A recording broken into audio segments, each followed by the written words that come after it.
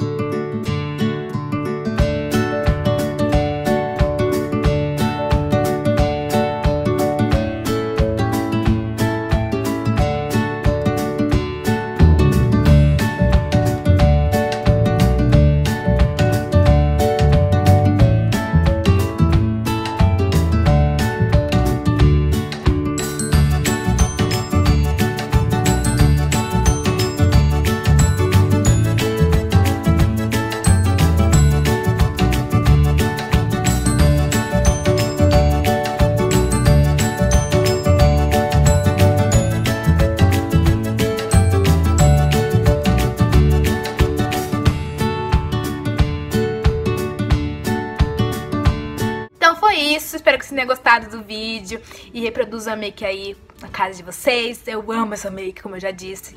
Se inscrevam no canal, clique aqui embaixo em gostei, ativem o sininho para receberem as notificações dos próximos vídeos e comente aqui embaixo o que você achou do vídeo.